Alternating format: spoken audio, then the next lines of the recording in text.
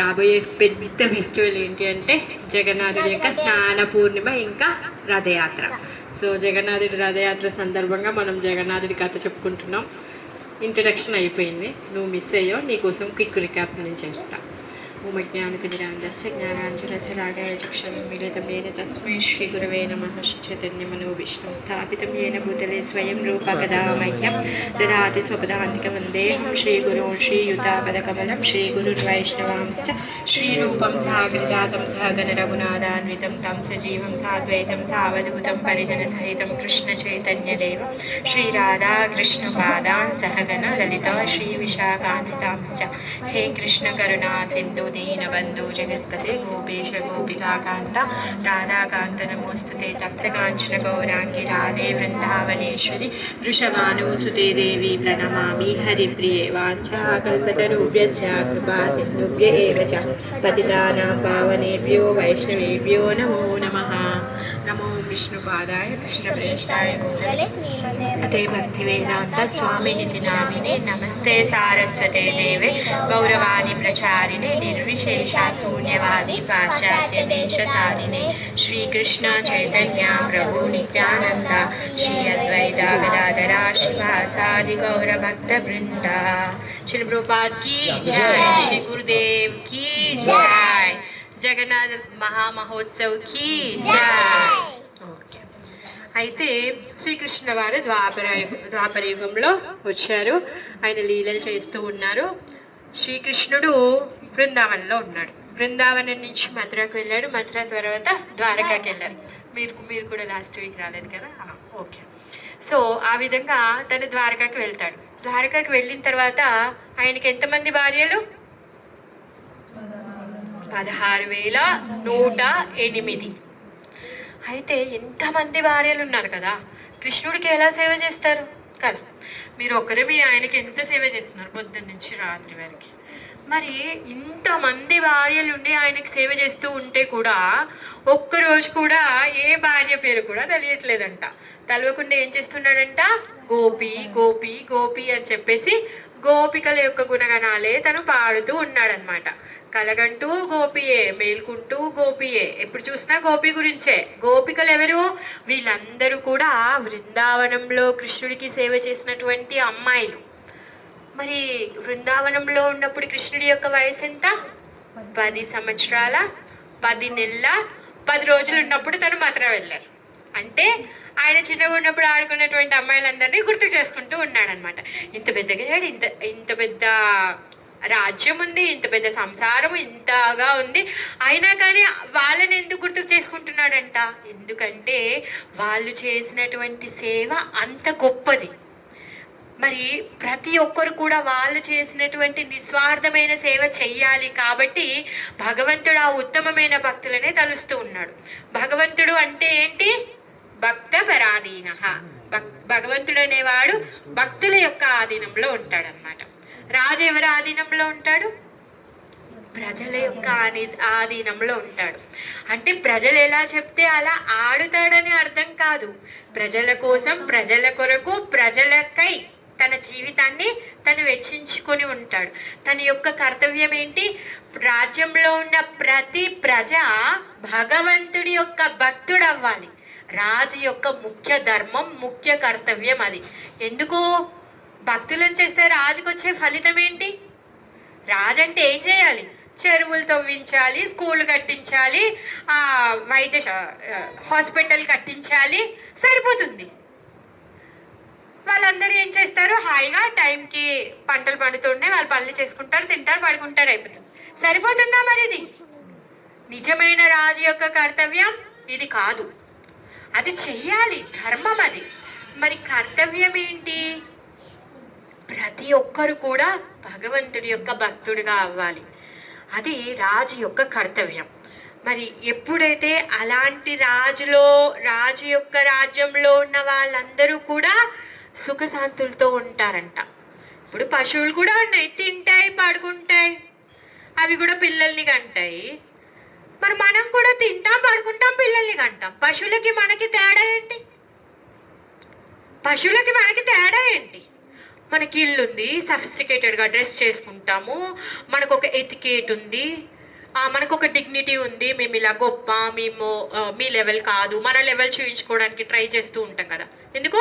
మనకు ఒక విచక్షణ భగవంతుడు ఇచ్చాడు. పశువులకి మనకి డిఫరెన్స్ అదే. అందుకే ప్రజ అనేవాడు భగవంతుడి యొక్క భక్తి చేయాలి. ఆ విచక్షణ అందుకిచ్చాడు. కుక్క, నక్క, పిల్లి, దోమ, చీమి ఇవన్నీ కూడా ఉన్నాయి. అవి కూడా తింటున్నాయి, తిరుగుతున్నాయి, పిల్లల్ని కంటున్నాయి. మనం కూడా తింటున్నాం, తిరుగుతున్నాం, పిల్లల్ని కంటున్నాం. వాట్ ఇస్ ద డిఫరెన్స్ కదా? స్కూల్లో క్లాస్లో డల్ స్టూడెంట్ ఉంటాడు, క్లవర్ స్టూడెంట్ ఉంటాడు. What is the difference? Mataji కదా. ఇప్పుడు క్లవర్ స్టూడెంట్ ఉన్నారనుకో, మీరు ఏం చేస్తారో దగ్గరికి తీసుకుంటారు, ఎక్కువసేపు మాట్లాడతారు, వాడిని ఇంకెక్కువ ప్రోత్సహిస్తారు కదా. అంటే తను ఇంకా ప్రోత్సాహం పొందాలి అని చెప్పేసి స్పెషల్ అటెన్షన్ ఇస్తాం. అలానే భగవంతుడు కూడా మనకి స్పెషల్ అటెన్షన్ ఇచ్చాడు. మనం ఈ మానవ జన్మ పొందాము అంటే కృష్ణ స్పెషల్ అటెన్షన్ మన పైన ఉంది. కుక్క కూడా ఉంది, నక్క కూడా ఉంది, 84 లక్షల జీవులు ఉన్నాయి. అందులో స్పెషల్ మానవులు మాత్రమే. అవునా కదా? మీ ఇంటి ముందర డాగ్స్ ఉన్నాయి కదా, చాలా లేవు డాగ్స్ ఉంటాయి కదా. మరి ఏంటి స్పెషల్? మనకి అందరూ ప్రాణులే, అందరూ శ్వాస తీసుకుంటున్నారు, ఆక్సిజన్ మీదే బతుకుతున్నారు, అందరూ తింటున్నారు వాళ్ళ కడుపు నింపుకోవడం కోసం, అందరూ పడుకుంటున్నారు. జీవులు, పశువులు కూడా పడుకుంటున్నాయి, మనం కూడా పడుకుంటున్నాం. అవి కూడా పిల్లల్ని కట్టినాయి, మనం కూడా పిల్లలు కట్టినాం. అవి కూడా చనిపోతున్నాయి, మనం కూడా చనిపోతున్నాం. కాకపోతే స్పెషలైజేషన్. ఎట్లయితే క్లవర్ స్టూడెంట్ టీచర్కి ఇష్టమో కృష్ణకి మన ఇష్టం, మనం అంటే చాలా ఇష్టం. అందుకే ఆయన మనకి మానవుడి యొక్క శరీరం ఇచ్చిండు. మానవుడి శరీరం ఇచ్చారు కాబట్టే మన స్పెషల్. దాంతో ఫిక్స్ అయిపోయింది మనం కృష్ణకి ఇష్టము, అందుకే మనకు మానవ శరీరం పొందాము. మరి ఈ మానవ శరీరం పొందామంటే ఏం చేయాలి? భగవంతుడి యొక్క భక్తి చేయాలి. ఎందుకంటే మనం చాలా బిజీగా ఉన్నాం పొద్దున్నుంచి రాత్రి వరకు. అందుకే రాజు యొక్క కర్తవ్యం ఏంటంట? మీ అందరూ అంటే మనందరినీ భగవంతుడి సేవలో ఉపయోగించడం. ఆయన హాస్పిటల్ కట్టియచ్చు, చెరువులు తవ్వించవచ్చు, ఎన్నైనా చేయొచ్చు. దీనితో పాటు ఆయన చేయవలసింది ఏంటి అంటే మనందరినీ కూడా భగవంతుడి యొక్క సేవలో నియుక్తమయ్యేలా చేయడం. అఫ్కోర్స్ ఇప్పుడు ఆ సిస్టమ్ లేదు, నేను దాని గురించి మాట్లాడట్లేదు, మామూలుగా చెప్తున్నాను. రాజు యొక్క కర్తవ్యం అది. మరి అలాంటి రాజు లేకపోతే మనం మన కర్తవ్యాన్ని వదిలేస్తామా? ఈరోజు టీచర్ రాలేదు, తనకు ఒంట్లో బాగాలేదని, పిల్లోడు ఏం చేయాలి? చదువుకోవాలి కదా. నీ స్కూల్లో ఉండను, రోడ్డు మీద తిరుగుతాను అని చెప్పేసి వాడు వెళ్ళిపోతే ఎలా? మనం కూడా అదే చేస్తున్నాం. అలాంటి రాజు లేడు కదా అని చెప్పి మనం ఏం చేస్తున్నాము? తింటున్నాం, తాగుతున్నాం, తిరుగుతున్నాం. మనకి ఇచ్చినటువంటి స్పెషలైజేషన్ని మనం మిస్ చేసుకుంటున్నాం అన్నమాట. అది కాదు. అందుకే ఆచార్యులు ఎప్పటికప్పుడు వస్తూ ఉంటారు.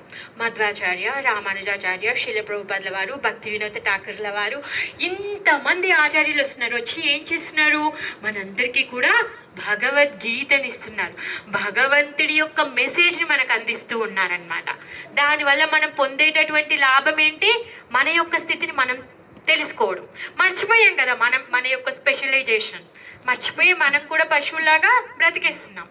అందుకనే ఈ ఆచార్యులు, గురువులు ఎవరైతే ఉన్నారో వాళ్ళు మనకి భగవద్గీతనిచ్చి ఇలాంటి కార్యక్రమాలు ఏర్పాటు చేసి మనకి చెప్తున్నారు. ఏంటి అంటే, అయ్యో వెర్రివాడా, నువ్వు మర్చిపోయావురా, తినడంలో, తాగడంలో, తిరగడంలో బిజీగా ఉన్నావు, నువ్వు పుట్టినటువంటి కార్యాన్ని నువ్వు వదిలేసావు. అందుకే అది గుర్తుకు చేయడం కోసమే భగవంతుడు మనకి ఇలాంటి అవకాశాలు ఇస్తూ ఉంటాడనమాట. మాకు ఇప్పటివరకు ఎప్పుడు రాలేదండి అనకండి. ప్రతి చోట ఎక్కడో ఒక్క దగ్గర ఎవరో ఒకరు వచ్చి భగవద్గీత అమ్ముతారు.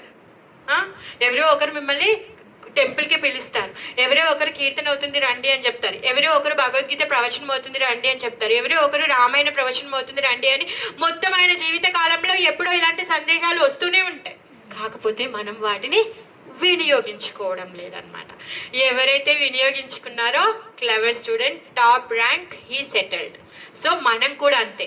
మనకున్నటువంటి అవకాశాన్ని మనం ఉపయోగించుకున్నాం అనుకో, మనం సెటిల్ అయిపోయినట్టే. అది మీకు ఇప్పుడు ఒక విల్లా లేకపోతే ఒక బెంజ్ కారు అది మీకు కనిపించకపోవచ్చు. మన సెటిల్మెంట్ అంటే మనం ఏమనుకుంటాం, ఒక విల్లా కట్టుకోవాలి, డ్యూప్లెక్స్ విల్లా, ఒక బెంజ్ కార్, అఫ్కోర్స్ బెంజ్ కాదు, నాకు పేరు కూడా తెలియదు, సారీ, ఏదో ఒక మంచి కారు కొనుక్కోవాలి, హాలిడేస్కి వెళ్ళడానికి ఒక హోమ్, ఏదో చిన్న ట్రీ హౌస్ ఏదో ఒకటి కట్టుకోవాలి, అంతే చాలు. ఇంకా అంతకుమించి పెద్ద కోరికలు ఏమి ఉండవు నాకు తెలిసి కదా. లేకపోతే అమెరికాకి వెళ్తాము, ఏదో ఆస్ట్రేలియాకి వెళ్తాము, అంతే. ఇంతోటి దానికి మనము పొద్దున్న నుంచి రాత్రి వరకు కష్టపడుతూనే ఉన్నాం. ఇప్పుడు మనం అనుకునేటటువంటి ఏదైతే ఉందో ఇది లక్ష్యం, మన జీవిత లక్ష్యం. కానీ నిజమైన లక్ష్యం అది కాదు. భగవంతుడు మనకి ఈ స్పెషలైజేషన్, ఈ బాడీ ఇచ్చాడు కదా, దీనికి లక్ష్యం ఏంటి తెలుసా? మనము తిరిగి కృష్ణ దగ్గరికి వెళ్ళడం. ఎందుకు వెళ్ళాలి?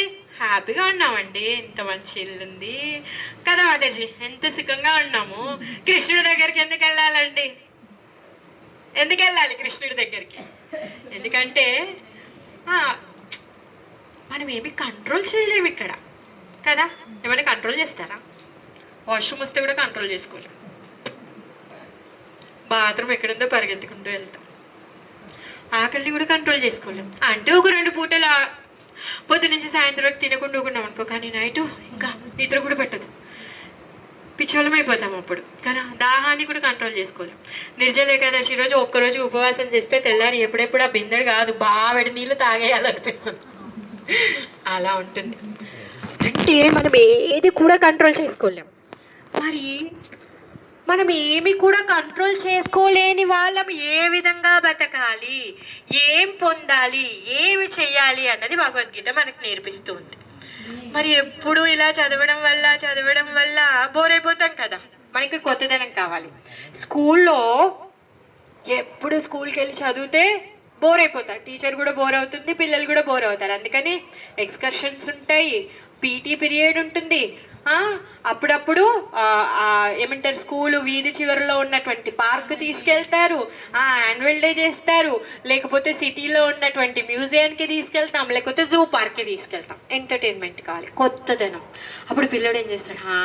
ఓకే మళ్ళీ నేను రేపు స్కూల్కి వెళ్తాను. అలానే భగవంతుడు మనని ఎంటర్టైన్మెంట్ చేయడానికి కొత్త వేషాలు వేసుకొని తను వస్తూ ఉంటాడు. ఒక్కొక్కసారి నరసింహగా, మత్స్యావతారంలో, కూర్మావతారంలో, వామన అవతారంలో, తర్వాత వరాహ అవతారంలో, రాముడిగా, కృష్ణుడిగా, బలరాముడిగా, చైతన్య మహాప్రభువులా, జగన్నాథుడిగా ఎన్నో రకాల వేషాలు తీసుకొని తను వస్తూ ఉంటాడనమాట. అందులో కలియుగ అవతారమైనటువంటి అవతారము జగన్నాథుడు అనమాట. ఆయన గురించి మనం చెప్పుకుంటున్నాం.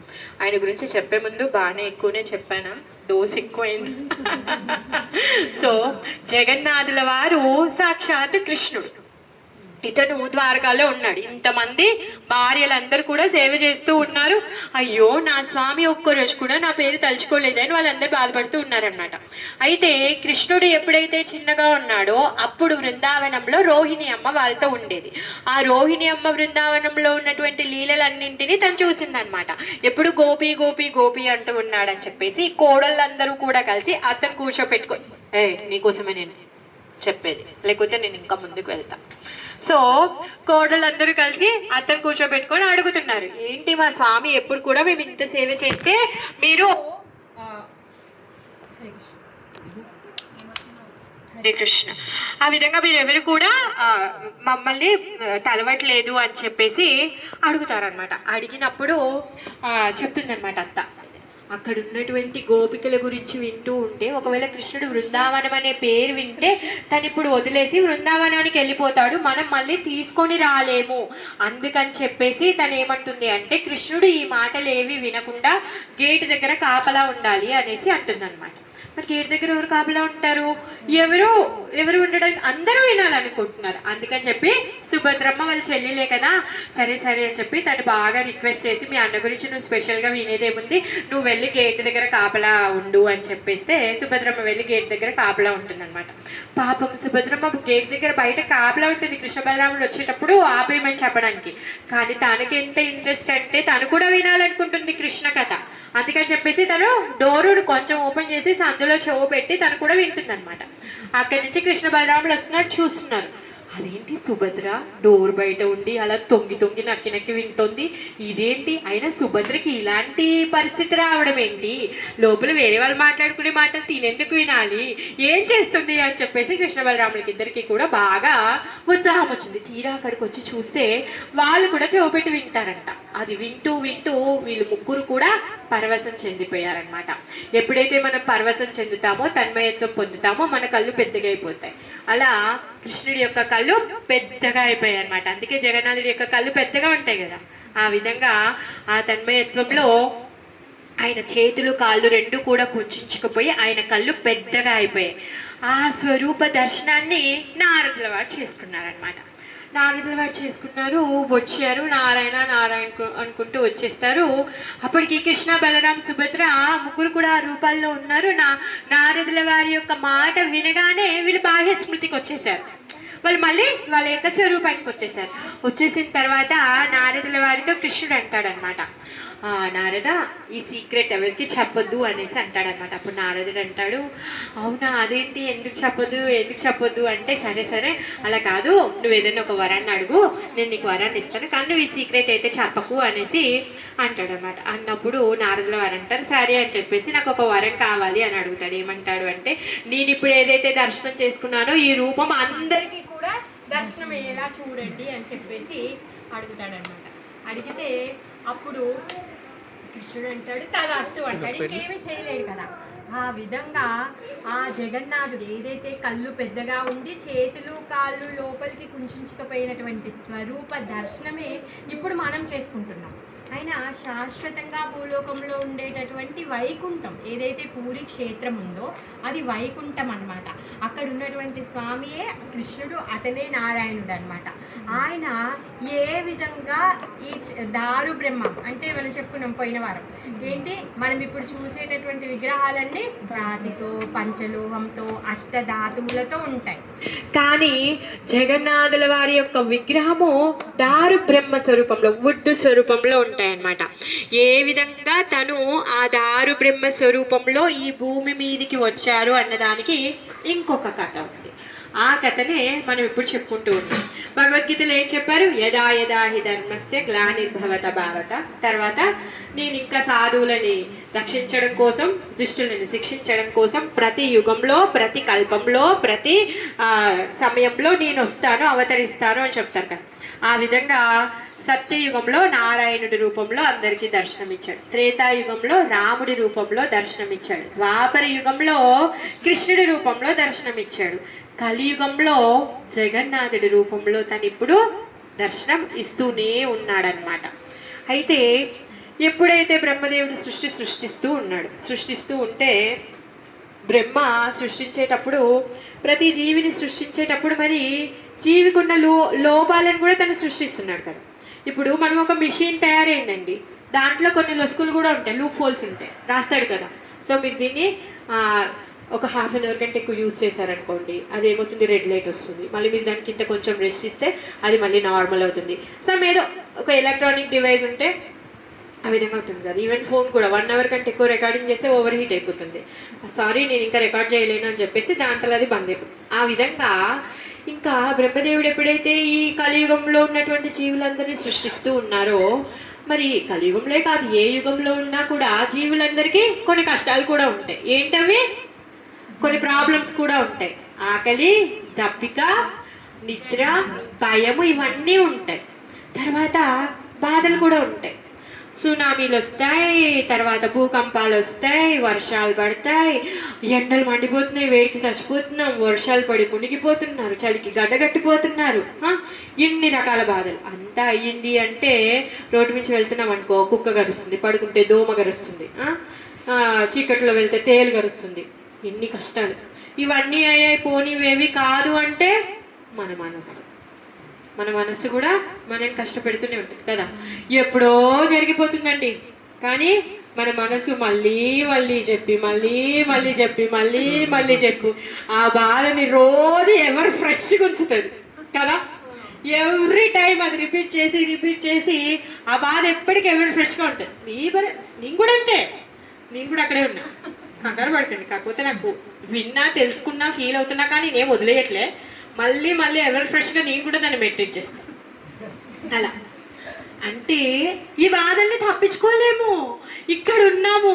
అందుకనే బ్రహ్మదేవుడు బాధపడుతున్నాడు అనమాట. అయ్యో వీళ్ళని సృష్టించాం కానీ వీళ్ళకి ఏం సుఖం ఉంది ఇక్కడ, పాపం ఎప్పుడు చూసినా ఆకలి దప్పికలు, ఒక పూట తిన్నా ఇంకో పూటకి రెడీ ఆకలి కదా. ఇప్పుడు తిన్నా మధ్యాహ్నంకి ఆకలి ఇస్తుంది, అసలు ఏం తిననట్టే అవుతుంది. పాపం ఏం సుఖపడతారు వీళ్ళు. పోనీ అన్నం పెట్టాము, 3 పూటలు భోజనం అంతా ఏర్పాటు అయిపోయింది, పోనీ సుఖపడతారా అంటే ఇవన్నీ కష్టాలు. ఎండతో కష్టం, నీడతో కష్టం, అన్నిటితో కష్టాలే. అయ్యో అని చెప్పేసి బ్రహ్మదేవుడికి మనందరిపైన బాగా జాలి కలిగింది, దయ కలిగింది. అందుకని చెప్పేసి తను ప్రార్థిస్తున్నారనమాట భగవంతుని. స్వామి నేను ఏం చేయను, మీరేమో నాకు సేవ ఇచ్చారు, ఏంటి సృష్టి చేయమని. సృష్టి చేస్తే తీరా ఆఖరికి వీళ్ళందరికీ నాకేమో ఎక్కడ సుఖం కనిపించట్లేదు, మరి ఏం చేయాలి ఇప్పుడు, నేను వీళ్ళ బాధను చూసి తట్టుకోలేకపోతున్నాను, నువ్వే ఏదో ఒకటి చెయ్యి అని చెప్పేసి తపస్సు చేస్తూ ఉన్నారనమాట. బ్రహ్మదేవుడి యొక్క తపస్సుకి మెచ్చుకొని సాక్షాత్ నారాయణుడు ప్రత్యక్షమై చెప్తాడనమాట, సరే సరే ఇప్పుడు నువ్వు కోరిక ఎవరి కోసం వరం అడుగుతున్నావు, నీ కోసం ఏం వరం అడగట్లేదే, ఈ జీవులందరి మీద దయ తలిచి నువ్వు వరాన్ని అడుగుతున్నావు అంటే నువ్వు ఎవరి కష్టాన్ని కూడా చూడాలనుకోవట్లేదు. అందుకని చెప్పేసి నీ యొక్క మంచి బుద్ధికి, నీ యొక్క మంచి ఆలోచనకి నేను వరం ఇస్తాను అనేసి చెప్తాడనమాట. అయితే ఎన్ని కష్టాలు ఎన్ని దుఃఖాలు ఉన్నా కూడా ఇక్కడ ఒక ప్రదేశం ఉందంట, దాన్ని శ్రీక్షేత్రము అనేసి అంటారనమాట. ఆ శ్రీక్షేత్రం ఏదైతే ఉందో అక్కడ నేను నిత్య నివాసిగా ఉంటాను. అది అక్కడున్న వాళ్ళకి ఆకలి కానీ దప్పిక కానీ ఏవి కూడా ఉండవు, నేను అక్కడుండి అందరినీ అనుగ్రహిస్తూ ఉంటాను అని చెప్పేసి బ్రహ్మదేవుడికి చెప్తాడనమాట. బ్రహ్మదేవుడు చాలా హ్యాపీ ఫీల్ అవుతాడు. పోనీ ఇప్పుడు సృష్టించమన్నాడు, ఈ సృష్టించిన తర్వాత వాళ్ళందరికీ కృపనివ్వడానికి ఎవరూ లేకపోతే వాళ్ళు అల్లాడిపోతారు బాధల్లో పడి, మరి వాళ్ళకి ఊతనిచ్చే వాళ్ళు ఉండాలి కదా. ఇప్పుడు ఏమంటారు జైల్లో కూడా వాడితో పని చేయించి వాడికి ఒక బూట తిండి పెట్టి లాస్ట్కి ఒక టీవీ పెట్టి 2 ప్రోగ్రాంలు చూయించి ఒక పెగ్గిచ్చి పెడతారు వాళ్ళని కదా. అంటే ఊతనిస్తాడు వాడు, ఎంత పనిష్మెంట్ చేసినా వాళ్ళకి ఊరట కలిగించడానికి కార్యక్రమాలు చేస్తారు. అలానే బ్రహ్మదేవుడు కూడా అమ్మయ్య అప్పుడు స్వామి స్వయంగా అక్కడ ఉన్నాడు, వీళ్ళందరికీ కూడా కష్టాలు ఉండవు ఇంకా అని చెప్పేసి తను రిలాక్స్ అవుతాడనమాట. రిలాక్స్ అయ్యి తను ఏమనుకుంటాడంటే, సరే అరే ఆ ప్రదేశాన్ని నేనెందుకు చూడొద్దు, నేను కూడా వెళ్ళి చూస్తాను అని చెప్పేసి వెతుకుతూ ఉంటాడనమాట. వెతుకుతూ ఈ శ్రీక్షేత్రానికి వస్తాడనమాట. ఈ శ్రీక్షేత్రం పేరే జగన్నాథపురి, తర్వాత నీలాచలధామము, తర్వాత భూలోక స్వర్గము, పురుషోత్త క్షేత్రము, శంఖ క్షేత్రం అనే పేర్లు ఉన్నాయన్నమాట. ఎందుకంటే ఈ క్షేత్రము మనం కొంచెం పైనుంచి చూసామనుకోండి, అఫ్కోర్స్ ఇప్పుడు ఏమంటే డ్రోన్స్ వచ్చాయి, దాంట్లో నుంచి మేబీ కనిపిస్తుందేమో, కొంచెం భూమి కంటే పైకి వెళ్ళి చూస్తే ఈ క్షేత్రం ఏదైతే ఉందో అదంతా కూడా శంఖం ఆకారంలో ఉంటుందన్నమాట. అందుకే దాన్ని శంఖ క్షేత్రము అనేసి అంటారనమాట. అక్కడ సాక్షాత్ లక్ష్మీదేవి ఉంటారు కాబట్టి శ్రీక్షేత్రము అనేసి అంటారు. జగన్నాథుడికి ఇంకొక పేరు పురుషోత్తమ భగవానుడు, అందుకే ఆయన అక్కడ ఉంటాడు కాబట్టి పురుషోత్తమ క్షేత్రము అనేసి అంటారు. మరి భూలోక స్వర్గం అని ఎందుకు అంటారు అంటే, భూలోకంలో ఉన్న వాళ్ళకి స్వర్గానికంటే ఇంకా గొప్ప ప్రదేశం గురించి తెలియదు అనమాట. ప్రతి ఒక్కరు ఏమనుకుంటారు, మేము చనిపోయాక స్వర్గానికి వెళ్ళాలి అనుకుంటారు. ఎందుకయ్యా దాన ధర్మాలు చేస్తున్నావు, ఎందుకయ్యా ఉద్యాపనలు అర్చనలు చేస్తున్నావు అంటే తను ఏమంటాడంట, అదేంటండి నేను చచ్చాక స్వర్గానికి వెళ్ళాలి కదా అనేసి అంటారు. పాపం, ఎందుకంటే స్వర్గానికంటే గొప్ప ప్లేస్ వాడికి తెలియదు అనమాట. అందుకని చెప్పేసి ఆ చనిపోయిన తర్వాత పొందేటటువంటి ఆ స్వర్గంలో ఉండేటటువంటి ఏవైతే సదుపాయాలు సుఖాలు అనుభూతులు ఉన్నాయో అవన్నీ కూడా జీవుడు ఇక్కడ పొంది ఇక్కడ ఉన్నటువంటి పూర్ణ పురుషోత్తమ భగవానుడైన జగన్నాథుని అర్చించి వైకుంఠానికి వెళ్తాడు అని చెప్పేసి ఆ స్వర్గంలో ఉన్నటువంటి ఉపాధులన్నింటినీ కూడా ఈ క్షేత్రంలో భగవంతుడు మనందరి కోసం ఏర్పరిచాడంట. అందుకని చెప్పేసి దాన్ని భూలోక స్వర్గము అనేసి అంటారు అనమాట. స్వర్గము టాప్ మోస్ట్ కాదు, స్వర్గానికంటే పైన వైకుంఠం ఉంది. స్వర్గానికి వెళ్ళినా కూడా మీరు అమెరికాకి వెళ్తే వీసా అయిపోగానే తిరిగి రావాలి. సేమ్ స్వర్గం కూడా అంతే, మన పుణ్యం అయిపోతే తిరిగి రావాలి. అలా మనం సంపాదించినటువంటి పుణ్యము బ్యాంక్ బ్యాలెన్స్, అది అయిపోయేంత వరకు స్వర్గంలో ఉంటాం. మనం సంపాదించినటువంటి పాపము బ్యాంక్ బ్యాలెన్స్, 2 బ్యాలెన్సెస్ ఉంటాయి. అందరికీ 2 అకౌంట్స్ ఉంటాయి. మీరు వద్దన్నా కూడా మనం ఈ శరీరం తీసుకున్నాక 2 అకౌంట్స్ మనతో పాటు భగవంతుడు పంపించేశాడు. ఆ 2 అకౌంట్స్లో ఎప్పుడు మనం జమ చేస్తూనే ఉంటాం. పుణ్యకార్యంతో పుణ్యం అకౌంట్ నింపుతాము, పాప కార్యంతో పాపం అకౌంట్ నింపుతాం. ఈ 2 అకౌంట్లు మన వెంటనే ఉంటాయి. మనం చనిపోయాక కూడా ఆ 2 అకౌంట్లు మనతోనే ఉంటాయి. ఆ పుణ్యం అకౌంట్ యూజ్ వస్తుంది, స్వర్గానికి వెళ్ళినప్పుడు ఖాళీ అవుతుంది. ఈ పాపం అకౌంట్ మనం చేసినటువంటి పాప కార్యాలన్నీ కూడా నరకానికి వెళ్ళి 24 రకాల నరకాలు ఉన్నాయి. మనం చేసిన పాప ప్రతి కార్యానికి ఒక దగ్గరికి వెళ్ళి ఆ పనిష్మెంట్ తీసుకొని అప్పుడు ఆ అకౌంట్ ఖాళీ అవుతుంది. అప్పుడు ఖాళీ అవుతే అప్పుడు కానీ భగవంతుడు మన దగ్గరికి మనని ఆయన దగ్గరికి పిలుస్తాడు. ఈ 2 అకౌంట్లు జీరో అవుతేనే, జీరో బ్యాలెన్స్ ఉంటేనే కృష్ణ నారాయణుడు వైకుంఠానికి మనల్ని పిలుస్తాడు, లేకపోతే కష్టం. అందుకే ఈ అకౌంట్లను నింపొద్దు. అదేంటండి పొద్దున్న నుంచి రాత్రి వరకు ఇన్ని పనులు చేస్తాము, 2 అకౌంట్లు నిండుతూనే ఉంటాయి కదా. నడుస్తే చీమలు చచ్చిపోతున్నాయి, ఇల్లు దులిపితే సాలె పురుగులు చచ్చిపోతున్నాయి, డ్రైనేజ్లో ఎన్ని పురుగులు ఉన్నాయో, దాంట్లో డ్రైన్ క్లీనర్ వేస్తే ఎన్ని పురుగులు చచ్చిపోతున్నాయో. తెలియకుండానే ఇన్ని చచ్చిపోతున్నాయి, తెలిసి నాలుక కోసం ఎంతమందిని చంపేస్తున్నారు. నాలుక కోసం ఇంకెన్నో తెగుతున్నాయి ఆడ. మరి ఇన్ని పాపాలు ఎక్కడ పోతాయి? అకౌంట్ నిండుతుంది అక్కడ. నిండినవండి ఏం కాదు, కాకపోతే ఒకటే గుర్తుపెట్టుకోండి, ఎవరికైతే వైకుంఠానికి వెళ్ళాలని ఉందో వాళ్ళ అకౌంట్ జీరో అవ్వాలి. జీరో అవుతే మనం వైకుంఠానికి వెళ్తాం. సింపుల్ ఫండా. సరే అండి, బాగుంది మీరు చెప్పింది ఇన్ఫర్మేషన్. సరే, ఇప్పుడు మా అకౌంట్ మేము క్లియర్ చేసుకోవాలనుకుంటున్నాం, మీకు అనిపించింది అనుకోండి. సింపుల్, ఏం చేయాలి తెలుసా? ఎక్కరోషి ఏదర్శన చేయొచ్చోసి తదాసి. మీరు ఏం చేసినా కానీ భగవదర్పణంగా చేయండి. భగవంతుడు ఏది చెప్తున్నాడో అదే చేయండి. హరే కృష్ణ కృష్ణ కృష్ణ హరే హరే, హరే రామ రామ రామ హరే హరే అని జపం చేస్తే చాలు. మీ అకౌంట్లో బ్యాలెన్స్ అంతా కొంచెం మైనస్ జీరో అయిపోతుంది. అప్పుడు కృష్ణ మన ఆయన దగ్గరికి తీసుకొని వెళ్తాడనమాట. ఆ విధంగా జగన్నాథుల వారు భూమి మీద శ్రీక్షేత్రంలోకి వచ్చారనమాట. అయితే మరి అప్పుడు వీళ్ళ ఏంటి అంటే ఆ ప్లేస్ ఎలా ఉంది అంటే అక్కడ ఒక పర్వతం ఉందంట. ఆ పర్వతము బ్లూ కలర్లో ఉందంట. అందుకని చెప్పేసి నీలాచలము, చలము అంటే పర్వతం, అది బ్లూ కలర్లో ఉంది కాబట్టి దాని పేరు నీలాచలము. ఆ నీలాచలంలో స్వామి చతుర్భుజ స్వరూపంలో నీలమాధవుడు అనే రూపంలో తను అక్కడ ఉన్నాడనమాట. అంటే ఇప్పుడు అక్కడ ఉన్నటువంటి స్వామి పేరు నీలమాధవుడు, నీలాచలం అనే ప్లేస్లో ఉన్నాడు. తను అక్కడి నుంచి అందరికీ కూడా కృపణిస్తూ ఉన్నాడనమాట. అక్కడ సాక్షాత్ లక్ష్మీదేవి అక్కడ ఆయన సేవలో ఉంటుంది. అక్కడ ఒక రోహిణి కుండం అనేసి ఒక కుండం కూడా ఉంటుంది ఆ పర్వతం పక్కకే.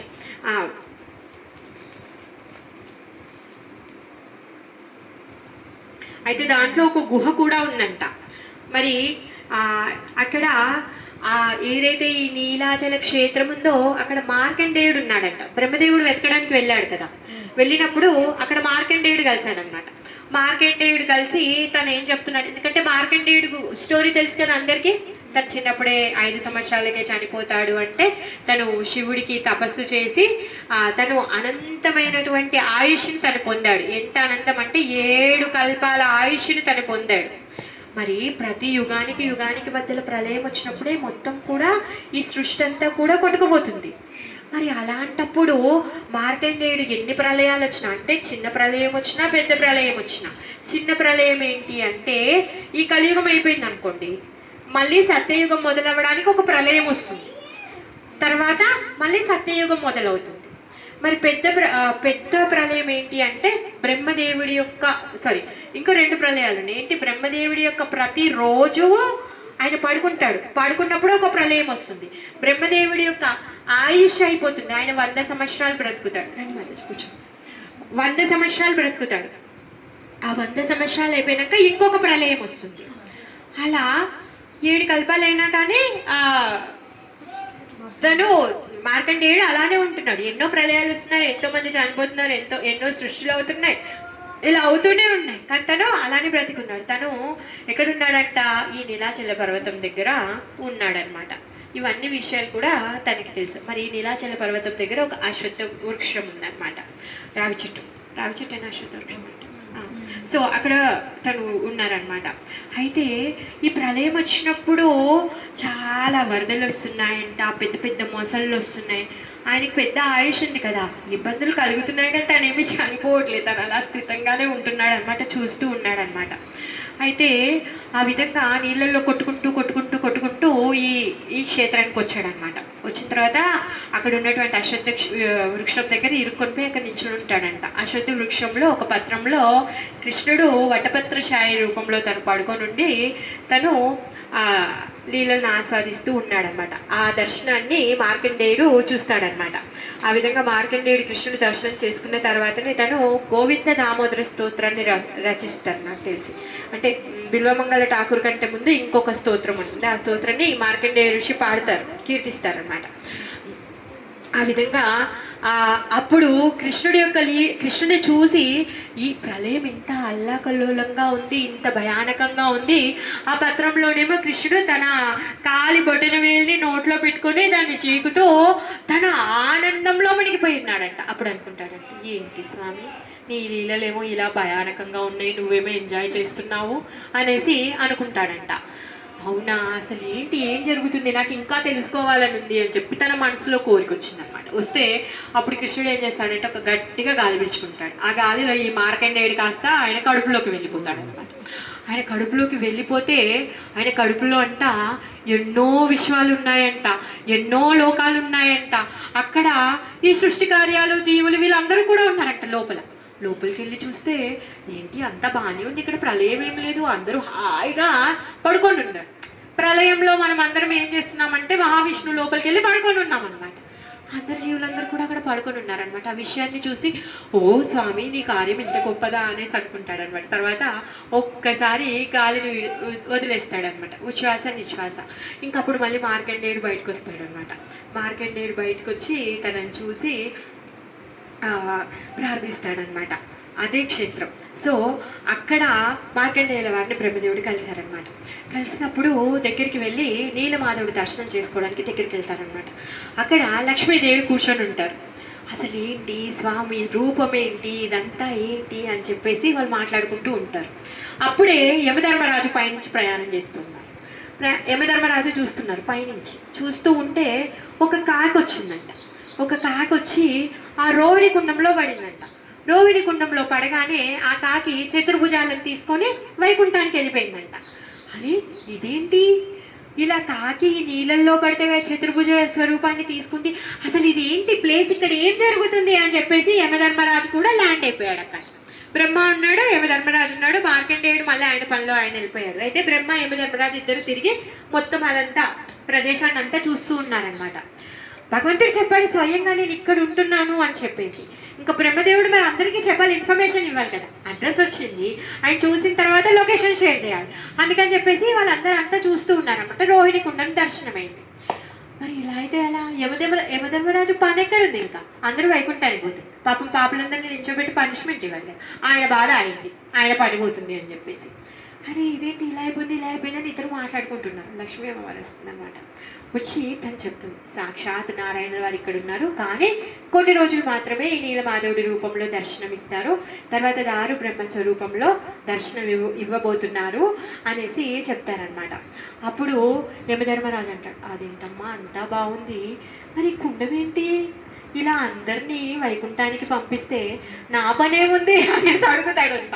అడిగితే మరి అసలు ఈ క్షేత్రం యొక్క మహిమ ఏంటి, ఈ క్షేత్రం గురించి మాకు తెలుసుకోవాలని ఉంది అని చెప్పేసి లక్ష్మీదేవిని అడిగితే లక్ష్మీదేవి నీలాచల ధామం గురించి బ్రహ్మకి ఇంకా యమధర్మరాజుకి చెప్తున్నారనమాట. ఆ ధామం ఎంత గొప్పది, తర్వాత అక్కడ స్వామి అక్కడ కూర్చొని అందరికీ ఏ విధంగా కృపనిస్తున్నారు అన్న విషయాన్ని అలా చెప్తూ ఉన్నారనమాట.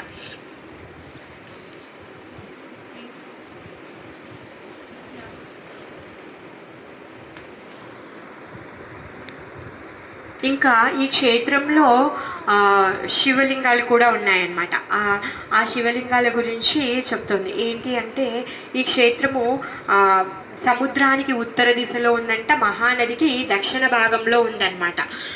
ఆ విధంగా దాని అడ్రస్ అంటే ఇప్పుడు ఉంది నీలాచల క్షేత్రం ఎక్కడ అంటే సముద్రానికి ఉత్తర దిశలో మహానది అని ఒక నది పారుతూ ఉంటుంది. ఆ మహానదికి ఉత్తర దిశలో ఉంటుంది. ఆ ప్లేస్లో అంట మార్కండేయ మహాదేవ్, తర్వాత యమేశ్వర మహాదేవ్, బిల్వేశ్వర మహాదేవ్, తర్వాత ఏకాం రావణ్ అంటే భువనేశ్వర్ మహాదేవ్, కపుటేశ్వర్ మహాదేవ్ అని చెప్పేసి ఈ 5గురు మహాదేవులు ఉంటారనమాట. ఏ క్షేత్రంలో ఈ మహాదేవులు ఉంటారో ఆ క్షేత్రాన్ని అడ్రస్ తెలుసుకోవడానికి చెప్తున్నారనమాట. మరి మార్కండేయుడు కూడా అక్కడ తను ధ్యానం చేస్తూ ఉంటే శివుడు అక్కడి నుంచి వెళ్తూ ఉంటాడనమాట. పార్వతీ సమేతంగా వెళ్తూ ఉంటే అప్పుడు చూస్తారు మార్కండేయుడితో మాట్లాడదామని ట్రై చేస్తుంటే మార్కండేయుడేమో తను చాలా డీప్లో ధ్యానం చేస్తూ ఉన్నాడనమాట. సరే అని చెప్పేసి తను హృదయంలో దర్శనం చేసుకుంటున్నట్టున్నాడు, బయట దృష్టిలో లేడు తనని చెప్పేసి మహాదేవి ఏం చేస్తాడంటే మార్కండేయుడు ఒక హృదయంలోకి వెళ్ళిపోతాడనమాట. మార్కండేయుడు కళ్ళు తెరుస్తాడు. అదేంటి, నేనేం నారాయణుడు ధ్యానం చేస్తుంటే ఇక్కడ శివుడు ఎందుకు వచ్చాడు నా హృదయంలోకి అనేసి అనుకుంటాడనమాట. కళ్ళు తెరిచి చూస్తే అప్పుడు అంటాడు, ఎక్కడ కృష్ణ భక్తులు ఉంటే నేను అక్కడికే వస్తాను కదా, అందుకని చెప్పేసి నేను ఇక్కడికి వచ్చాను, మీకు ఏమైనా హెల్ప్ కావాలా అని చెప్పేసి అడుగుతాడనమాట మార్కండేయుడిని. అప్పుడు మార్కండేయుడు అనుకుంటాడు, హెల్పా, ఏం హెల్ప్ తీసుకుంటాను, ఇప్పుడు నీ దగ్గర మొత్తం ప్రళయ లీలలన్నీ చూపించేశాడు స్వామి, ఇంకేం చేస్తాను అనేసి తన మనసులో అనుకుంటాడంట. అయితే మీరు నా మీద కృపతోని నా దగ్గరికి వచ్చారు కదా అని చెప్పేసి మార్కండేయుడు ఒక మహాదేవుడి యొక్క లింగాన్ని అక్కడ స్థాపించి తను పూజ చేస్తారనమాట. ఆ విధంగా మార్కండేయ మహాదేవు శివలింగం ఉంటుంది. మనం పూరికి వెళ్తే ఈ మహాదేవులు అందరి దర్శనం చేసుకోవచ్చు అనమాట.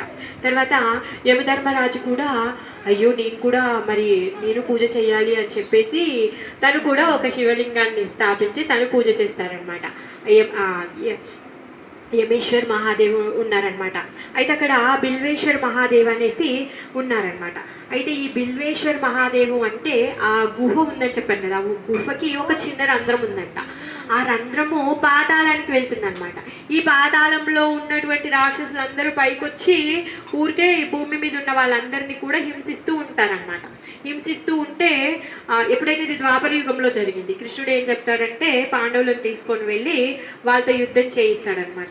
యుద్ధం చేయించి గెలిచిన తర్వాత మరి ఆ రంధ్రాన్ని ముయ్యాలి అంటే ఏం చేయాలి అని చెప్పి శివుడిని పిలిచి ఆయన యొక్క శివలింగాన్ని ఆ బిల్వం ఏదైతే హోల్ ఉందో ఆ హోల్ మీద తనని స్థాపింపజేస్తారనమాట. ఆ విధంగా పాండవులు పూజ చేస్తారు.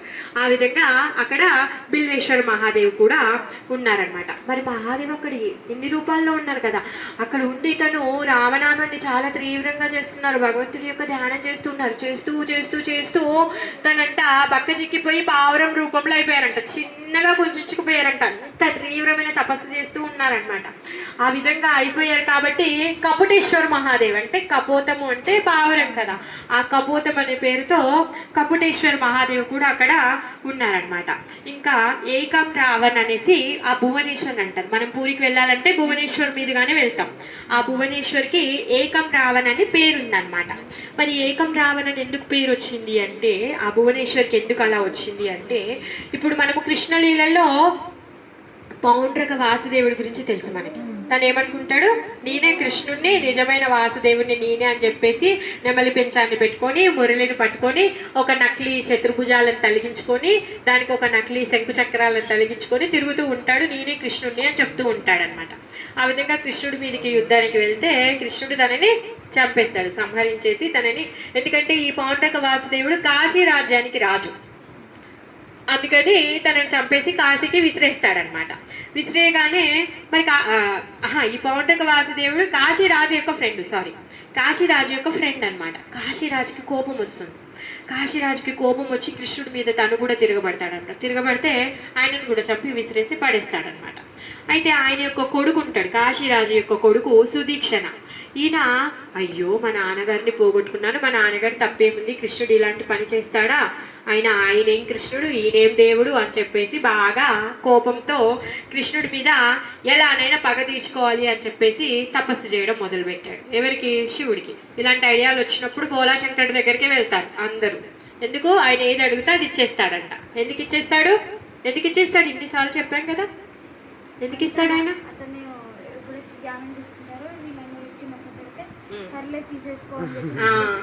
అమ్మ బిజీగా ఉంటే నువ్వు మొబైల్ అడిగితే ఎలా ఇచ్చేస్తుందో అలా శివుడు కూడా రామనామం ధ్యానం చేస్తూ ఉంటే మనం వెళ్ళి అయ్యో నాకు ఇది కావాలి అది కావాలి అంటే సరే తీసేసుకోవాలి ఇచ్చేస్తాడనమాట.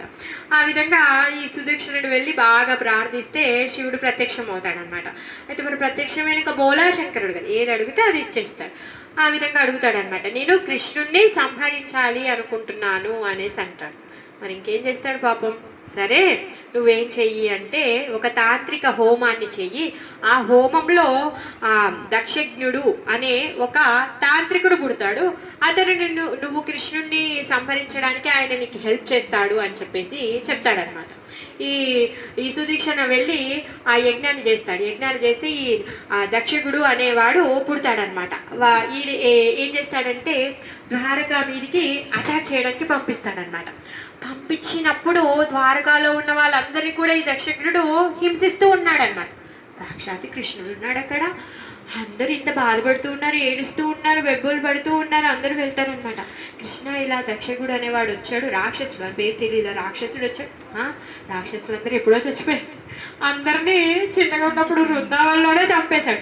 మళ్ళీ ఇంకే రాక్షసుడు వచ్చాడు అనేసి అనుకుంటాడు అనమాట. సరే ఇంకా తన సుదర్శన చక్రాన్ని వదులుతాడనమాట. ఆ సుదర్శన చక్రం యొక్క తేజానికి భయపడి పారిపోతున్నాడు ఈ దక్షకుడు. మరి ఎక్కడికి పారిపోతాడు? ఆయన యజమాని దగ్గరికి పారిపోతాడు కదా పాపం. ఇంకేం చేస్తాడు? సుదర్శన చక్రం యొక్క వేడి ఎలా ఉంటుంది? సుదర్శన మహాజ్వాల కోటి సూర్య సమప్రభ. కోటి సూర్యుల యొక్క తేజం ఎలా అయితే ఉంటుందో అంత తేజంతో సుదర్శనుడు మెరుస్తూ ఉంటాడు. అంత తేజం వచ్చేసరికి పాపం తను తట్టుకోలేకపోతాడనమాట. అందుకని చెప్పేసి ఆయన స్వామి దగ్గరికి వెళ్ళిపోతాడనమాట. మరి సుదర్శన చక్రము ఎలాంటిది? ఎవరి పేరు తలిచి వదిలేస్తే వాళ్ళని సంహరించిన దానిక మళ్ళీ తిరిగి అది ఖాళీగా రాదు. మనం ఏదో ఇప్పుడు బాణం వేసామో లేకపోతే పిస్తల్తో ఒక గుండెలు వదిలామో అది పొయ్యి ఎక్కడో పడుతుందంటే అలా కాదు కదా. ఎవరి పేరు చెప్తే వాళ్ళ దగ్గరికి వెళ్ళి వాళ్ళని నరికేంత వరకు తను పరుగు తీస్తూనే ఉంది. ఆ విధంగా ఆ సుదక్షుడు చచ్చిపోతాడు. తర్వాత ఈ దక్షకుడు ఇద్దరు కూడా చచ్చిపోతారనమాట. వాళ్ళిద్దరూ వెళ్ళి ఎక్కడ పడతారు? మళ్ళీ వాళ్ళ రాజ్యంలోనే పడతారనమాట. తర్వాత ఇదంతా సంఘటన అంతా జరిగిన తర్వాత పరమశివుడు వస్తాడనమాట. ఎందుకంటే కృష్ణుడికి అగెనిస్ట్గా తను హెల్ప్ చేశాడు కదా. శివుడు వచ్చి అంటాడంట, చూడు నువ్వు లేకుండా నేను ఉన్నాననుకో నాకు ఇలాంటి థాట్స్ వస్తూ ఉంటాయి. ఎవరైనా వచ్చి ఏదైనా హెల్ప్ చేయమన్నారనుకో వెనక ముందు ఆలోచించకుండా వాళ్ళు అడిగినవన్నీ పిచ్చి పిచ్చి హెల్ప్లన్నీ చేసేస్తున్నాను, ఇలా ప్రాణ సంకటాలు అయిపోతున్నాయి. అందుకని చెప్పేసి అలా కాదు, నువ్వు ఎక్కడుంటే నన్ను అక్కడ పెట్టుకొని ఆయన అని చెప్తాడనమాట. అందుకని మనం ఎక్కడికి వెళ్ళినా కూడా మీరు పూరికి వెళ్ళండి, ద్వారకాకి వెళ్ళండి, తర్వాత రామనాథంకి వెళ్ళండి, కంచికి వెళ్ళండి, తిరుపతికి వెళ్ళండి. ఎక్కడ వెళ్ళినా కూడా ఒక మహాదేవి ఉంటారు అక్కడ క్షేత్రపాలకుడిగా. అందుకే మహాదేవి ఎప్పుడు కూడా ఆయన క్షేత్రంలో ఉంటారనమాట. ఆ విధంగా ఆయన క్షేత్రాన్ని రక్షిస్తూ ఉంటారు. అండ్ ఆయన యొక్క అనుగ్రహంతో వాళ్ళ ఆదాన ప్రదానాలకు ఈజీగా ఉంటుంది. ఆ విధంగా అక్కడ మహాదేవి ఉంటారనమాట.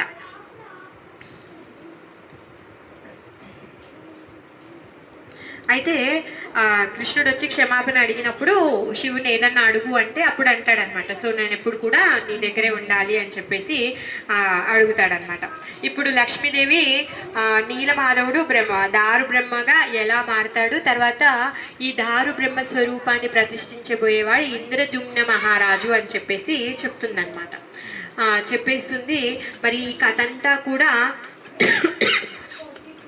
లక్ష్మీదేవి చెప్తుంది. అదేవిధంగా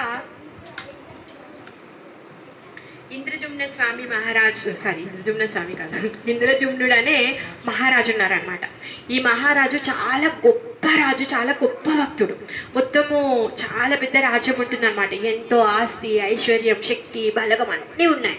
కానీ ఇప్పుడు కూడా బాధపడుతూ ఉంటాడనమాట. ఏదో అసంతృప్తి, ఏదో బాధలో ఉంటాడనమాట.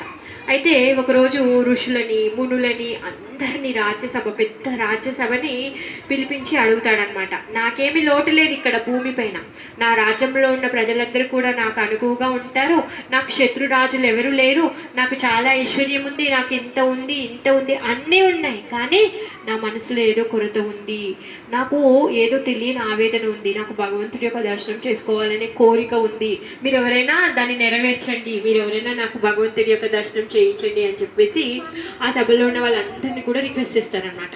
ఆ విధంగా ఆ సభలో ఉన్నటువంటి ఎవరైతే ఈ ఋషులు, మునులు వీళ్ళందరూ ఉన్నారో వాళ్ళందరూ కూడా రాజుకు చెప్తారనమాట, అయ్యో అదే భాగ్యమో, భగవంతుడు భూమిపైన శ్రీక్షేత్రంలో నీలాచల పర్వతం పైన నీలమాధవుడి రూపంలో ఉన్నాడు, నువ్వు వెళ్ళి దర్శనం చేసుకుంటే నీ మనస్సు శాంతింపబడుతుంది అనేసి అంటాడనమాట.